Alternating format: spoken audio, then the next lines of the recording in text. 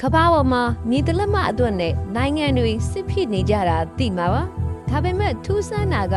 ကဘာမြေပုံပေါ်မှာဘယ်နိုင်ငံကမှမပိုင်ဆိုင်တယ်လို့ဘယ်သူကမှလည်းဒါငါမြေပါလို့အလူရဲ့အခိုင်အမာမပြောကြတဲ့ပိုင်ရှင်မဲ့နယ်မြေတွေရှိနေရဆိုတာသိပါသလားလူကြီးရတုံညအစိုးရလည်းမရှိ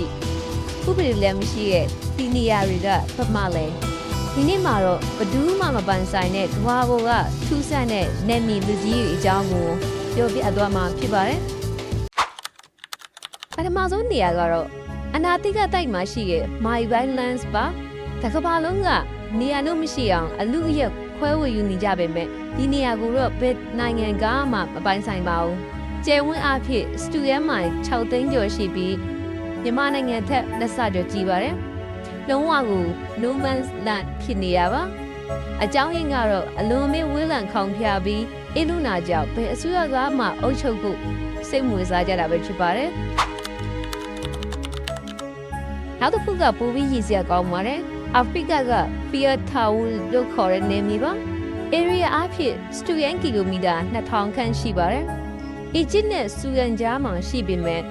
နှစ်နိုင်ငံလုံးကဒါငါမြေမဟုတ်ဘူးလို့အပြိုင်ဆိုင်ညှိဆိုနေကြပါတယ်ဘာလို့လဲဆိုတော့ဒီမြေကိုပိုင်ဆိုင်နေတော့ဝန်ခံလိုက်တာနဲ့ဘေးနာကပူတန်မှုရှိရဲ့ပင်လယ်ကမ်းခြေနယ်မြေကိုလက်လွတ်လိုက်ရမှာမို့ပါဒါကြောင့်ဒီမြေဟာကမ္ဘာပေါ်မှာတူးတယ်ရောပိုင်ရှင်မဲ့မြေဖြစ်ကျန်ရစ်နေတာပါဒါတင်မဲလားဆိုတော့မဟုတ်သေးပါဘူးကျွန်တော်တို့ကမ္ဘာမျက်နှာပြင်ရဲ့45ရာခိုင်နှုန်းကျော်ဟာဘယ်နိုင်ငံရဲ့ဥပဒေအောက်မှာမှမရှိပါဘူး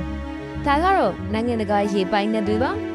ကမ်းခြေကနေရေမိုင်200ကျော်သွားတာနဲ့သင်ဟာဘယ်နိုင်ငံရဲ့နယ်နိမိတ်ထဲမှာမှမရှိတော့ပဲလွတ်လပ်တဲ့နယ်မြေတွေရောက်သွားမှာဖြစ်ပါတယ်နောက်ဆုံးအနေနဲ့ကမ္ဘာမျက်နှာပြင်ဘက်ကလာနဲ့ဂျိုတွေဟာလဲ1960ခုစာချုပ်အရဘယ်လူမျိုးဘယ်နိုင်ငံမှမပိုင်ဆိုင်ရဘူးလို့သတ်မှတ်ထားပါတယ်လူတချို့ကတော့ဘီယာထာဝီယာမှာအလံသွားဆိုင်ပြီးဘရင်လုပ်ဖို့ကြိုးစားမှုကြပါတယ်ဒါပေမဲ့နိုင်ငံတကာကတော့အတိအမဲ့မပြုကြပါဘူး